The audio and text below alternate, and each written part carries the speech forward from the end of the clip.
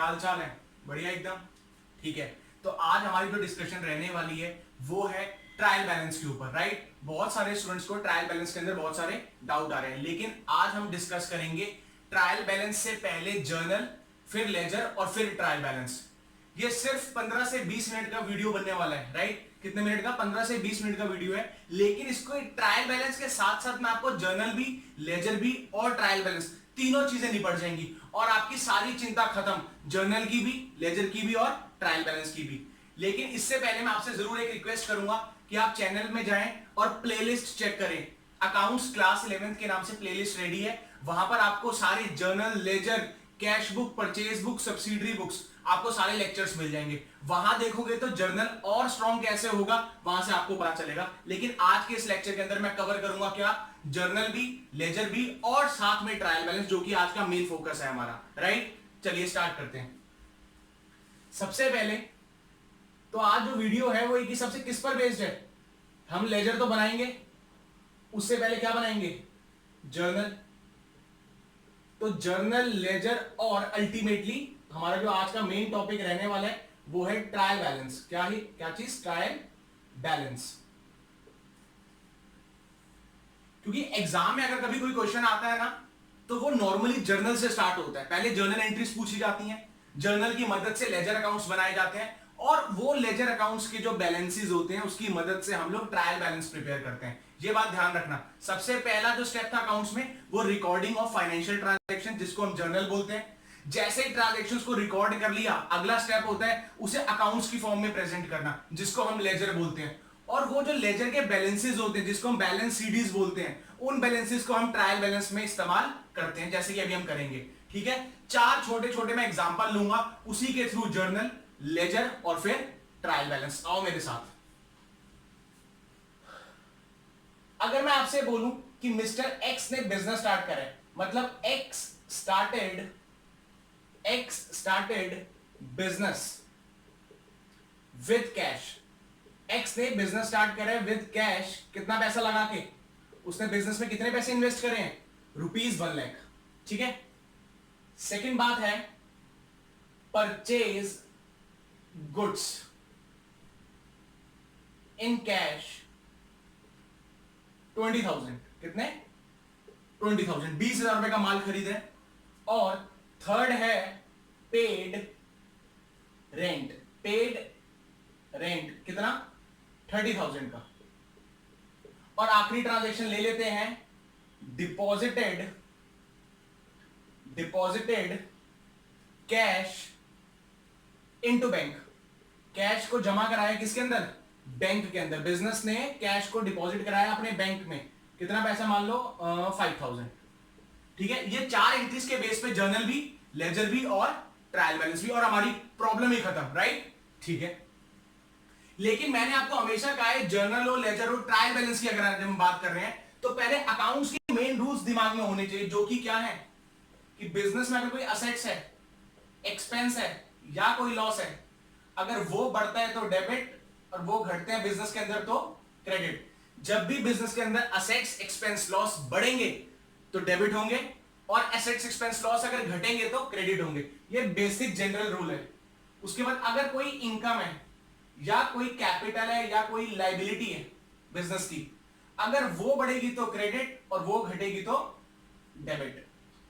भाई इस रूल के बिना तो अकाउंट्स हो ही नहीं सकती है, हाँ कि ना। अगर मैं 11 स्टूडेंट्स की बात करूं तो आप लोगों ने दो अप्रोचेस सीखी हैं। एक होती है ट्रेडिशनल अप्रोच, जिसमें हमने बात करी थी पर्सनल, रियल और नॉमिनल अकाउंट की। लेकिन अगर मैं बात करूं मॉडर्न अप्रोच की, तो मॉडर्न अप्रोच के अंदर बात होती थी ये वाली। कौन सी? 6 पेयर बने हुए हैं, 3 के। एक असेट्स, एक्सपेंस, लॉस। याद कर लो मेरे साथ साथ, रिपीट करो चलो फटाफट से। Assets, expense, loss, assets, expense, loss.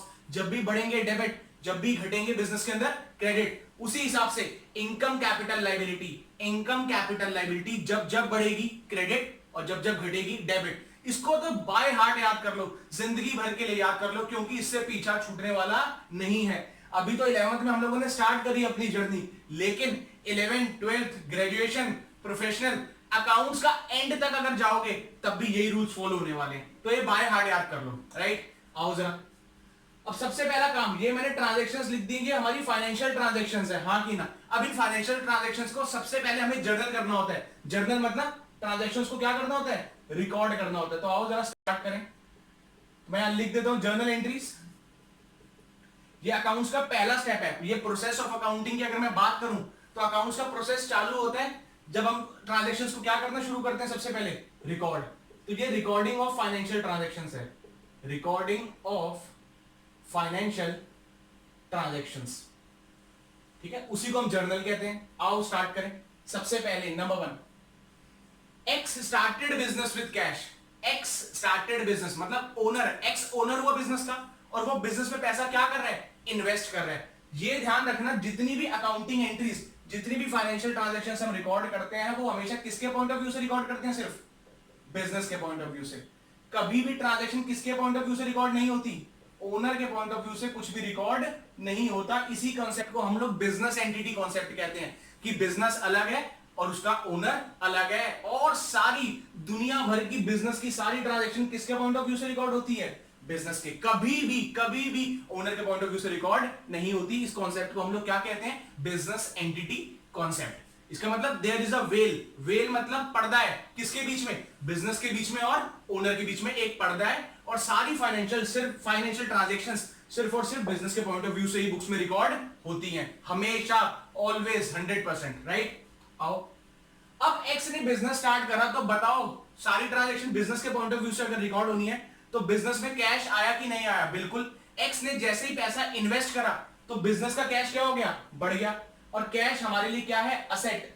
Asset बढ़ते हैं तो डेबिट, इसीलिए बिजनेस के अंदर कैश के नाम से असेट बढ़ रहा है, इसलिए कैश अकाउंट क्या हो जाएगा, डेबिट। 2, एक तरफ बिजनेस में कैश आ रहा है, लेकिन एक्स जो कि ओनर है बिजनेस का, वो कह रहा है भैया आपने कैश को बढ़ा दिया, अब ये भी तो बताओ कि मैंने पैसा इन्वेस्ट करा है। और ओनर जब बिजनेस के अंदर पैसा डालता है, इन्वेस्ट करता है, तो पैसा कैपिटल के नाम से जाना जाता है। मतलब बिजनेस के अंदर ओनर की पहचान ही कैपिटल वर्ड से होती है। जहां कैपिटल वर्ड आ गया, समझ जाना वो पैसा किसने इन्वेस्ट करा है, ओनर ने। तो पैसा तो आ गया, बिजनेस एक तरफ कह रहा है कि हमारे पास कितना रुपए आ गया, 1 लाख रुपए आ गया। अब बिजनेस को यह भी तो बताना पड़ेगा कि ये पैसा आया कहां से और किस नाम से आया। तो पैसा एक्स ने लगाया, एक्स मतलब ओनर, और बिजनेस में ओनर का लगाया हुआ पैसा हमेशा कैपिटल के नाम से जाना जाता है। और बिजनेस की कैपिटल अगर बढ़ती है, ये देखो कैपिटल अगर बढ़ती है तो कहां रिकॉर्ड होती है, क्रेडिट में रिकॉर्ड होती है। इसीलिए अब मैं इसको क्रेडिट करूंगा, cash account debit to capital account. कोई दिक्कत तो नहीं, बिल्कुल लॉजिकल। पुरानी वीडियोस जरूर देखें, वहां पर जर्नल को मैंने स्टेप बाय स्टेप समझाया हुआ है, वो देख लोगे तो जर्नल से रिलेटेड सारी समस्या खत्म हो जाएगी, ठीक है ना। यहां पर भी मैं बताऊंगा, लेकिन अगर बिल्कुल बेसिक से स्टार्ट करना है तो आप एक बार प्लेलिस्ट जरूर चेक करें चैनल के अंदर जाके, राइट, ठीक है। कैश बढ़ा मतलब क्या बढ़ा, हमारा असेट बढ़ा था, और कैपिटल बढ़ती है तो वैसे भी क्रेडिट में रिकॉर्ड होती है। इसलिए कैश को मैंने डेबिट इसीलिए करा है क्योंकि असेट बढ़ा है, और कैपिटल तो बढ़ती है तो वैसे ही क्रेडिट में रिकॉर्ड होती है, हाँ कि ना। तो cash account debit to capital account. Second entry, purchase goods in cash. जब भी वर्ड आएगा गुड्स या स्टॉक, इसका मतलब है बिजनेस ने वो सामान खरीदा है जिसमें बिजनेस डील करता है। और जब भी बिजनेस कोई ऐसा सामान खरीदता है जिसमें वो डील करता है, उसकी पहचान कहां से होगी, या लिखा होगा वर्ड गुड्स या स्टॉक या इन्वेंट्री। ये वो सब चीजें जिनका मतलब एक ही है, और ये वो चीजें जो बताती है कि बिजनेस उसी सामान में डील करता है। तो जब भी डीलिंग सामान खरीदेगा बिजनेस, तो हमेशा एंट्री परचेज के नाम से होगी। परचेज मतलब बिजनेस के लिए एक्सपेंस है, और एक्सपेंस बढ़ते हैं तो डेबिट। इसीलिए क्योंकि हम डील करते हैं, क्योंकि गुड्स का नाम आ रहा है, इसीलिए परचेज एज एन एक्सपेंस हमारे लिए क्या हो जाएगा, डेबिट हो जाएगा। तो एंट्री हो जाएगी परचेज अकाउंट डेबिट। कितने का सामान खरीदा है, 2। हमारी जेब में से एक असेट गया है, किस नाम से, असेट बढ़ते हैं तो डेबिट, घटते हैं तो क्रेडिट, इसीलिए purchase account debit to cash account. मतलब एक तरफ हमने माल खरीदा, दूसरी तरफ हमारी जेब में से कैश चला गया। परचेज को डेबिट क्यों करें, क्योंकि एक्सपेंस है, और एक्सपेंस बढ़ते हैं तो डेबिट, इसीलिए डेबिट करें। और कैश को क्रेडिट इसलिए करें क्योंकि कैश हमारे लिए असेट है, असेट घटता है तो क्रेडिट, हाँ कि ना, बिल्कुल। कितने का, 20,000 का, ठीक है जी, बिल्कुल आसान। आओ थर्ड एंट्री करें। थर्ड एंट्री है पेड रेंट। अब कोई बिजनेस रेंट पे कर रहा है, रेंट बिजनेस के लिए एक्सपेंस है, और उस एक्सपेंस की वजह से बिजनेस का कैश क्या हो गया होगा, कम हो गया होगा। एक्सपेंस बढ़ते हैं, अभी हमने सीखा एक्सपेंस बढ़ते हैं तो डेबिट, इसीलिए एक्सपेंस को आप बढ़ाएंगे। किस नाम से एक्सपेंस हो रहा है? रेंट के नाम से एक्सपेंस हो रहा है, बढ़ा दो जरा। एक्सपेंस बढ़ते हैं तो डेबिट, इसीलिए रेंट अकाउंट डेबिट, क्योंकि एक्सपेंस बढ़ रहे हैं इसलिए रेंट को डेबिट करें। और उस रेंट की वजह से बिजनेस का क्या कम हो गया? कैश कम हो गया। कैश बिजनेस के लिए क्या है? असेट है। असेट कम होते हैं तो क्रेडिट। कितने का रेंट है? ₹30,000, ₹30,000। फोर्थ एंट्री और आखिरी एंट्री हमारी, डिपॉजिटेड कैश इनटू बैंक। अब बिजनेस क्या कर रहा है?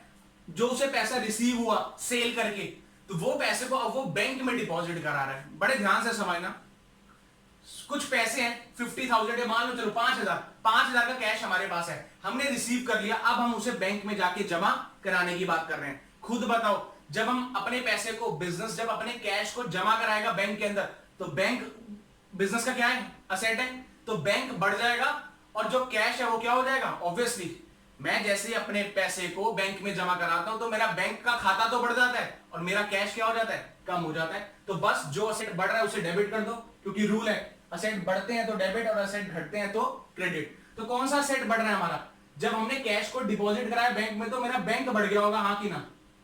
और मेरा क्या कम हो गया होगा? कैश कम हो गया होगा। तो जो असेट बढ़ा वो डेबिट और जो असेट घटा वो क्रेडिट। एंट्री तैयार, बैंक अकाउंट डेबिट, क्योंकि असेट बढ़ रहा है। और क्या घट रहा है? हमारा कैश घट रहा है, जो कि एक असेट है। कितने का? 5,000 का। मतलब एक असेट बढ़ा और असेट बढ़ा तो डेबिट, और एक असेट घटा कैश के नाम से तो कैश घटा तो क्रेडिट। असेट बढ़ते हैं तो डेबिट, घटते हैं तो क्रेडिट। कोई दिक्कत है इन चारों एंट्री में तो बताओ मेरे को। बिल्कुल आसान, लॉजिक से होगी क्लियर सारी बातें। इसको नोट करो जरा, फटाफट से नोट करो। चलो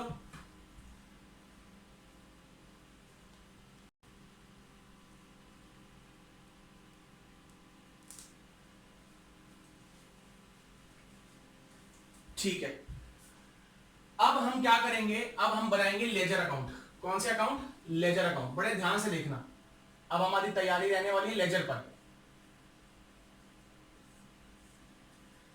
लेजर कैसे बनता है ये हम वैसे अपनी वीडियो में सीख चुके हैं, लेकिन एक बार और आज हम इसको देख लेते हैं। देखो जरा, जर्नल के बाद बनेगा लेजर, और जिस जिस एंट्री में अकाउंट वर्ड आया है वो अकाउंट खुलेगा ही खुलेगा। तो सबसे पहला अकाउंट हम कौन सा बना लेते हैं? Cash account. कौन सा अकाउंट? Cash account. तो नंबर 1 अकाउंट है हमारा, जिसका नाम होगा क्या? Cash account. ये डेबिट और ये क्रेडिट साइड, कोई दिक्कत तो नहीं। मैंने कैश अकाउंट बनाया क्योंकि कैश के साथ अकाउंट वर्ड है। जिस जिस एंट्री में, ऑब्वियसली सारी एंट्री में अकाउंट वर्ड लगा हुआ है साथ में, तो सबके लेजर अकाउंट खुलेंगे। बड़े ध्यान से, सबके लेजर अकाउंट खुलेंगे। तो आओ पहली एंट्री को देखें, क्या लिखा है? Cash account debit to capital. Cash account debit to capital. इस एंट्री में बताओ कैश अकाउंट डेबिट हो रहा है कि क्रेडिट? कैश अकाउंट डेबिट हो रहा है, तो हम क्या करेंगे? Cash account debit to capital, हाँ कि ना? कितना? 1,00,000 रुपया।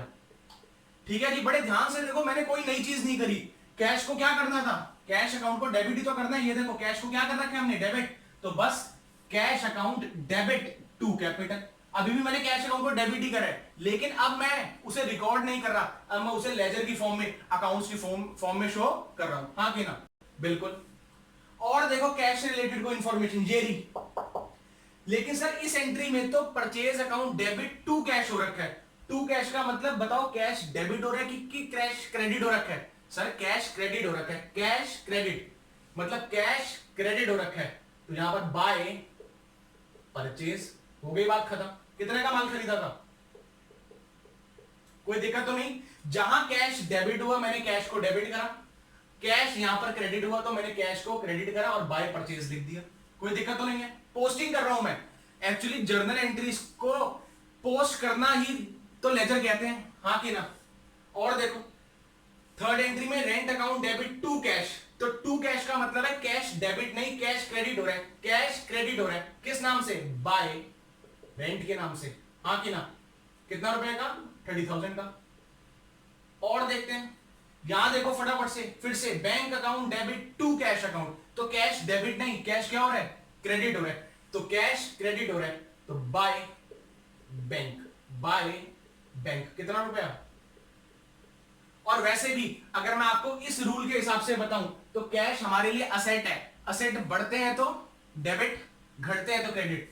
तो खुद देखो असेट बढ़ते हैं। असेट कब बढ़ा था, कैश कब बढ़ा था, जब ओनर ने बिजनेस में पैसा इन्वेस्ट करा था, उससे कैपिटल लगाते के साथ ही बिजनेस का कैश क्या हो गया था, बढ़ गया था। इसीलिए कैश डेबिट हुआ है, क्योंकि यहां पर हमें पैसा रिसीव हुआ है, बिजनेस का पैसा यहां पर बढ़ा है। लेकिन यहां पर अगर मैं कहूं कैश क्रेडिट हो रहा है, तो कैश असेट है, असेट घटते हैं तब क्रेडिट में रिकॉर्ड होते हैं, असेट घटते हैं तब क्रेडिट में रिकॉर्ड होते हैं। और असेट कब कब घट रहा है, जब मैंने माल परचेज करा, जब मैंने रेंट दिया, या मैंने अपना पैसा बैंक में जमा कराया। इन तीनों केसेस में कैश क्या हो रहा है, कम हो रहा है। और हम जानते हैं असेट बढ़ते हैं तो डेबिट और घटते हैं तो क्रेडिट। इस रूल से भी समझ सकते हो बात को, कोई दिक्कत तो नहीं है। ठीक है जी।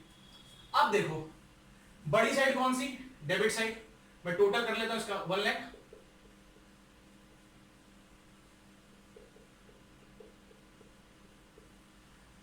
अब बात आती है 1 लाख रुपए का हमारे पास डेबिट बैलेंस है, मतलब हमारे पास फायदा है, हमारे पास इतना पैसा पड़ा हुआ है। उस 1 लाख में से हमने 55,000 रुपए की, ये देखो ये 55,000 रुपए के क्या कर दिए, एक्सपेंसेस कर दिए। बताओ हाँ कि ना।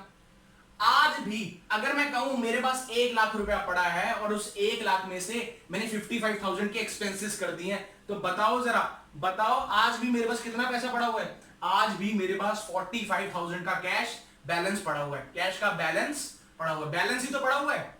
मेरे पास 1 लाख रुपए थे पार्टी करने के लिए, फ्रेंड्स के साथ पार्टी करने के लिए, और उस 1 लाख रुपए के अंदर से मेरे सिर्फ कितने खर्च हुए, 55,000। तो बताओ आज भी मेरे पास कितना कैश बैलेंस बच गया, 45,000। तो बचो, यहां मैं बैलेंस लिख दूंगा जहां पर डिफरेंस आ रहा है। तो बैलेंस देखते हैं, उसे हम बोलते हैं बैलेंस सीडी। क्या लिखते हैं, बैलेंस सीडी, मतलब कैरी डाउन। ये बिजनेस का जो मेरा कैश बच गया है, वो अगले पीरियड में मैं उसको कैरी तो करूंगा, अगले दिन उसे बिजनेस में यूज करूंगा कि नहीं करूंगा, बिल्कुल करूंगा। तो कितना बैलेंस बच गया है, बैलेंस बच गया सर 45,000। कितना बच गया, 45,000। बैलेंस सीडी का मतलब है बचा हुआ अमाउंट, जितना बच गया, जितना रह गया, हाँ कि ना। ठीक है जी, कोई दिक्कत तो नहीं है कैश अकाउंट में। दूसरी अकाउंट बनाते हैं, आओ दूसरा अकाउंट हम बनाते हैं। ये हमने कैश को तो निपटा लिया, सारी कैश की ट्रांजैक्शन एक ही जगह पे डाल दी हमने। ध्यान रखना हर एक अलग ट्रांजैक्शन के लिए कैश अकाउंट अलग नहीं बनेगा। कैश से रिलेटेड जितनी ट्रांजैक्शन है वो कैश अकाउंट के अंदर ही आ जाएंगी। अगला अकाउंट कौन सा, कैपिटल। आओ कैपिटल अकाउंट, ये डेबिट और ये क्रेडिट। अब देखो जरा कैपिटल से रिलेटेड ट्रांजैक्शन कहां है, कहां है, कहां है, सिर्फ ये है। और इसमें कैपिटल क्रेडिट हो रही है। कैपिटल अकाउंट क्या हो रहा है, डेबिट हो रहा है कि credit, sir capital account credit हो रही है। कैपिटल अकाउंट क्रेडिट हो रही है तो मैं कैपिटल अकाउंट के क्रेडिट में लिखूंगा बाय, किस नाम से, बाय कैश। कितना पैसा, बाय कैश 1 लाख रुपीस, हाँ कि ना। कैपिटल अकाउंट क्रेडिट हो रहा था तो मैंने कैपिटल अकाउंट के क्रेडिट में लिखा बाय कैश करके। इसका मतलब हमारे पास कैश आया जिसकी वजह से कैपिटल क्या हो गई, बढ़ गई है। कितने रुपए से, 1 लाख। और कैपिटल से रिलेटेड कोई इंफॉर्मेशन नहीं है, इसका मतलब दूसरी तरफ हम इसका बैलेंस लिख देंगे। कितना बैलेंस पड़ा हुआ है, मतलब उतना ही पड़ा हुआ है, 1 लाख का 1 लाख। तो बैलेंस अब डेबिट क्रेडिट साइड में नहीं, बल्कि बैलेंस तो यहां बच रहा है, तो मैं यहां लिखूंगा टू बैलेंस सीडी। कितना, पूरा 1 लाख रुपए। और इसका टोटल कर देंगे फिर हम, कितना, 1 लाख पूरा। और लेजर अकाउंट के अंदर टोटल करने के बाद डबल लाइन से क्लोज करना है हमेशा, ठीक है ना। तो ये बन गया हमारा कैपिटल अकाउंट, कोई दिक्कत तो नहीं। बैलेंस लिख दिया दूसरी तरफ। अगला अकाउंट बनेगा कौन सा, परचेज अकाउंट। थर्ड अकाउंट हम बनाएंगे कौन सा, परचेज अकाउंट। परचेज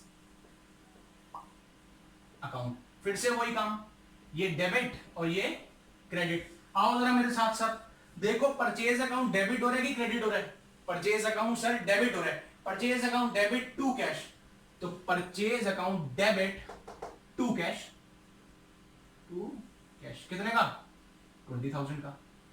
और परचेज से रिलेटेड कोई इंफॉर्मेशन देखो, कोई दिख रही है, कोई है, नहीं है, तो बस दूसरी तरफ इसका बैलेंस लिख देंगे, किस नाम से, बाय बैलेंस सीडी।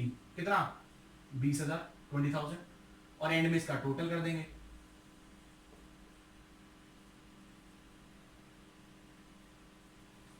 एकदम आसान, एकदम बढ़िया, निपट गया सारा काम। अब बनेगा कौन सा अकाउंट? Rent account. कौन सा अकाउंट? Rent account. आओ बनाए रेंट अकाउंट फटाफट से। ये रेंट का डेबिट और ये रेंट का क्रेडिट। मैंने अकाउंट के डेबिट क्रेडिट साइड लिख दी है। अब देखो जरा, रेंट अकाउंट डेबिट हो रहा है कि क्रेडिट हो रहा है? सर रेंट अकाउंट डेबिट हो रहा है। टू कैश कितना? 30,000। बस, और रेंट से रिलेटेड कोई इंफॉर्मेशन है नहीं है तो दूसरी तरफ इसका बैलेंस लिख देंगे, बाय बैलेंस सीडी। कितना अमाउंट? 30,000। हाँ कि ना? फिर से इसका टोटल कर देंगे सर।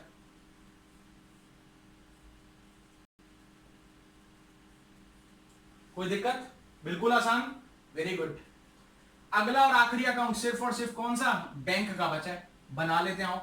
फिफ्थ अकाउंट का नाम रख देते हैं क्या? Bank account. कौन सा अकाउंट? Bank account. बैंक की ये डेबिट साइड और ये क्रेडिट साइड। अब आ जाओ, बैंक अकाउंट डेबिट हो रहा है कि क्रेडिट? सर बैंक अकाउंट तो डेबिट हो रहा है, तो बस bank account debit to cash कितना? 5,000। और बैंक से रिलेटेड कोई इंफॉर्मेशन नहीं है। दूसरी तरफ हम इसका क्या लिखेंगे? बैलेंस। जितना बैलेंस बच गया तो बाय बैलेंस सीडी। कितना?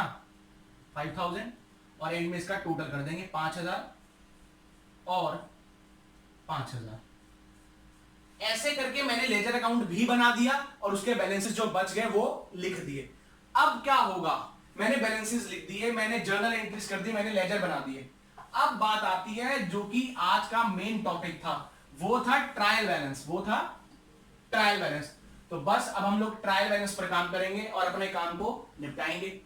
ट्रायल बैलेंस में करना क्या है ये देखो पहले। तो थर्ड जो हमारा आज का जो डिस्कशन है वो है ये, क्या बनाना?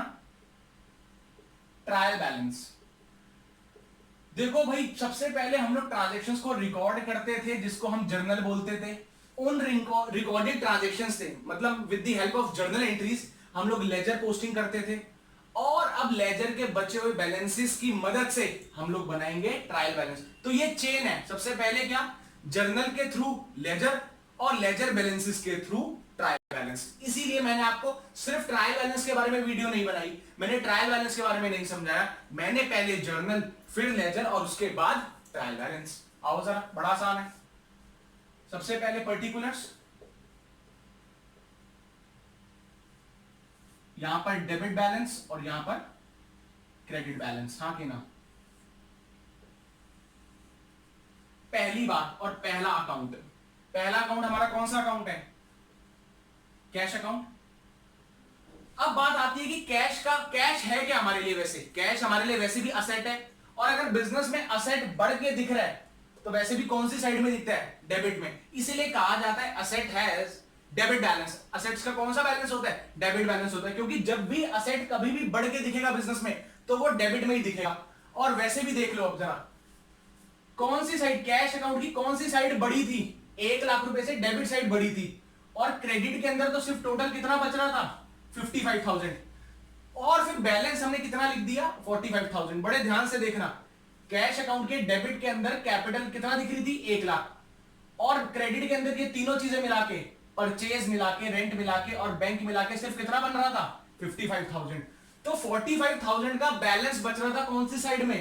क्रेडिट साइड में। लेकिन बताओ बड़ी साइड तो कौन सी थी 45,000 से? सर बड़ी साइड तो डेबिट ही है। हाँ कि ना? क्रेडिट में तो हमने बचा हुआ बैलेंस लिखा है। बिल्कुल, खुद देखो, जब हमने एंट्री पोस्ट करी हमने लिखा cash account debit to capital, कितने रुपए से? 1,00,000 रुपए से। और जब क्रेडिट में हमारे तो हमने 3 ट्रांजैक्शंस लिखी, परचेज, रेंट और बैंक, जिनका टोटल था सिर्फ 55,000। तो आज भी हमारे पास जो कैश बच गया था वो कितना बच गया था? 45,000। लेकिन क्रेडिट में तो मैंने बैलेंस सीडी को लिखा है क्योंकि वो डिफरेंस आ रहा है, बचा हुआ अमाउंट आ रहा है। लेकिन बड़ी साइड तो कौन सी हुई? डेबिट हुई। इसीलिए मैं कैश अकाउंट में डेबिट साइड में लिखूंगा जितना अमाउंट बचा हुआ है। बिजनेस के लिए फायदा है। और असेट बढ़ के दिखता है तो वैसे भी कौन सी साइड में दिखता है? डेबिट साइड में। ये बात देखो, असेट बढ़ते हैं तो डेबिट में। ठीक है जी, बहुत बढ़िया। आओ जरा सेकंड अकाउंट को देख लें। सेकंड अकाउंट है हमारा कौन सा? Capital account. अब आओ कैपिटल अकाउंट में। वैसे भी देखो, कैपिटल बढ़ती है तो क्रेडिट में दिखती है, तो मतलब कैपिटल का कौन सा बैलेंस है? क्रेडिट बैलेंस है। जैसे कि असेट बढ़ के दिखते थे तो कौन सा बैलेंस होता है? Debit balance. इसीलिए मैंने कैश अकाउंट को डेबिट में बैलेंस लिख दिया। अब आओ कैपिटल अकाउंट। कैपिटल अकाउंट की क्रेडिट साइड बढ़ी है, हाँ, 1,00,000 रुपए से। बैलेंस मैंने दूसरी तरफ लिख दिया क्योंकि जो बचा हुआ अमाउंट था टैली करने के लिए मेरे को बैलेंस दूसरी तरफ लिखना पड़ता है। लेकिन बड़ी साइड तो कौन सी ही हुई, यहां तो मैंने बस बैलेंस लिख दिया, उसका उतार दिया। बड़ी साइड अभी भी क्रेडिट ही थी, इसलिए कैपिटल अकाउंट के क्रेडिट में मैं बैलेंस लिखूंगा कितने रुपए का, ₹1,00,000। कोई दिक्कत तो नहीं है, समझ रहे हो। सीडी जो होता है वो तो उसका बचा हुआ बैलेंस है, बड़ी साइड ऑब्वियसली दूसरी साइड ही होगी। तीसरा अकाउंट, आओ जरा एक बार और देखो ध्यान से, परचेज अकाउंट। परचेज अकाउंट में देखो बड़ी साइड कौन सी है, सर बैलेंस हमने क्रेडिट साइड में लिखा है, इसका मतलब बड़ी साइड तो कौन सी होगी, डेबिट। इसीलिए डेबिट के अंदर मैं परचेज अकाउंट का बैलेंस लिखूंगा, कितना है, 20,000 डेबिट के अंदर। समझ में आ गई, ठीक है। तो जब भी कंफ्यूज नहीं होना, ये जो सीडी वर्ड है वो तो एक हिसाब से डिफरेंस है, जो कि डिफरेंस था हमने डाल दिया, इसका मतलब बड़ी साइड तो हमेशा दूसरी साइड होगी, हमने तो दूसरी तरफ बस बैलेंस दिखा दिया, उसका बचा हुआ अमाउंट जितना बैलेंस है। फोर्थ अकाउंट हमारा कौन सा है, रेंट अकाउंट। रेंट वैसे भी हमारे लिए एक एक्सपेंस है, जैसे परचेज भी एक्सपेंस था, परचेज और रेंट वैसे भी एक्सपेंस है, और एक्सपेंस बढ़ते हैं तो डेबिट में दिखते हैं। इसका मतलब चाहे परचेज की बात करूं चाहे रेंट की बात करूं, उनके कौन से बैलेंसेस ही होंगे, डेबिट। आओ वहां पर भी टैली कर लेते हैं। सीडी बचा हुआ अमाउंट क्रेडिट साइड में आ रहा है, इसका मतलब बड़ी साइड तो कौन सी ही थी, डेबिट साइड। तो बस रेंट अकाउंट के डेबिट साइड में मैं अमाउंट लिख दूंगा जितना बैलेंस है। कितना बैलेंस है, 30,000। देखो कितना आसान है। और आखिरी अकाउंट की अगर मैं बात करूं तो वो है मेरा कौन सा अकाउंट, बैंक अकाउंट। कौन सा अकाउंट, बैंक अकाउंट। बैंक भी हमारे लिए असेट है, और असेट बढ़ता है तो डेबिट बैलेंस होता है। और यहां पर भी देख लेते हैं, बैलेंस क्रेडिट साइड में बचा हुआ है, लेकिन पैसा तो किस नाम से आया था, मेरा बैंक बड़ा था, यहां डेबिट साइड में बड़ी थी, क्रेडिट में तो मैंने बस बैलेंस लिख दिया है। तो बस बैंक के डेबिट में मैं कितना दिखा दूंगा, 5,000। टैली करो, अगर टैली हो गया इसका मतलब ट्रायल बैलेंस में हमने गड़बड़ नहीं करी है। ट्रायल बैलेंस टैली का मतलब है हमने जर्नल से लेकर लेजर के बाद सारी एंट्रीज के अमाउंट को सही से पोस्ट करा है। ध्यान रखना, ट्रायल बैलेंस टैली होने का मतलब ये है कि हमारी मैथमेटिकल या अरिथमेटिक एक्यूरेसी बिल्कुल सही है। मतलब हमने जर्नल से सही अमाउंट उठा के लेजर में पोस्ट करे हैं, और जो अकाउंट्स लेजर में हमने बनाए थे उसके बैलेंसेस हमने अच्छे से कैरी फॉरवर्ड ट्रायल बैलेंस में कर दिए हैं, जिसका मतलब है कि अरिथमेटिक एक्यूरेसी सही है। लेकिन ट्रायल बैलेंस टैली होने का मतलब हमेशा ये नहीं है कि हमारी बुक्स ऑफ अकाउंट सही होगी ही होगी। इसकी बात हम बाद में करेंगे, लेकिन इतना तो समझ जाओ कि ट्रायल बैलेंस टैली होने का मतलब 100% एक्यूरेसी का प्रूफ नहीं है, फिर भी कुछ कमियां रह सकती हैं ट्रायल बैलेंस टैली होने के बाद भी, लेकिन वो बात की बात है, मैंने थोड़ा सा आपको बताया। तो टोटल करो जरा, 1,00,000 और ये भी कितना, 1,00,000। देखो ट्रायल बैलेंस टैली, इसका मतलब हमने जर्नल से लेकर लेजर तक सही पोस्टिंग करी है, और लेजर के बैलेंसेस को भी सही तरीके से उतार लिया है। मतलब अरिथमेटिक एक्यूरेसी हमारी बिल्कुल बढ़िया है, कोई दिक्कत तो नहीं है। वैसे भी कैश है, कैश असेट था, असेट बढ़ के दिखते हैं तो वैसे भी डेबिट बैलेंस होता है, इसलिए डेबिट में आया है। कैपिटल वैसे भी बढ़ती है, तो कैपिटल बढ़ती है तो कहां दिखती है, क्रेडिट में। ये सारे देखो रूल्स हैं जो लिखे थे, वही है सारी बातें। परचेज हमारे लिए एक्सपेंस है, एक्सपेंस बढ़ता है तो वैसे भी डेबिट में, इसलिए देखो डेबिट में करा हमने। रेंट भी हमारे लिए एक्सपेंस है, और एक्सपेंस बढ़ता है तो डेबिट में, इसीलिए डेबिट में। और लास्ट बैंक, बैंक हमारे लिए असेट है, और असेट बढ़ता है तो डेबिट में। सारी बातें इस रूल्स के ऊपर ही है, जर्नल से लेकर लेजर, लेजर के बाद ट्रायल बैलेंस, हर चीज के लिए ये हमारी मॉडर्न रूल ही काम आ रहे हैं। पूरे अकाउंट्स मेंटेन करने में यही काम आएंगे, तो आपने बड़े ध्यान से देखना है। यहां कंफ्यूजन नहीं होनी कि सर बैलेंस सीडी तो क्रेडिट में लिखा है कैश का, भाई बड़ी साइड तो ये थी, यहां तो बस मैंने बचा हुआ अमाउंट लिखा है, तो बड़ी साइड तो डेबिट ही हुई, इसीलिए कैश अकाउंट के डेबिट में ही लिखा है मैंने। बैलेंस कितना, 45,000। कैपिटल अकाउंट की अगर मैं फिर से बात करूं तो बाय कैश के नाम से 1,00,000 रुपया तो क्रेडिट साइड में आया था, दूसरी तरफ तो बस मैंने बैलेंस लिखा है, तो बड़ी साइड तो कौन सी हुई, क्रेडिट, इसीलिए मैंने कैपिटल अकाउंट को क्रेडिट में लिखा है। ये बात याद रखो और काम खत्म, छुट्टी एकदम। तो बस आज के लिए इतना, और आप लोग इसको बड़े ध्यान से देखें। अगर दोबारा घर जाके आपको वीडियो देखनी पड़ती है तो जरूर देखें, ताकि जर्नल, लेजर, ट्रायल बैलेंस, और मैं तो कहता हूं 4 कोई और जर्नल एंट्रीज लेके भी एक बार पूरा बना लो, जर्नल भी, लेजर भी और ट्रायल बैलेंस भी। तो देखो ट्रायल बैलेंस टैली होती, चेहरे पे कितनी स्माइल आ जाएगी, सब कुछ लगेगा कि आ गया हम लोग को। और एग्जाम्स आ गए हैं, वैसे भाई तैयारी करो फटाफट से, चलो।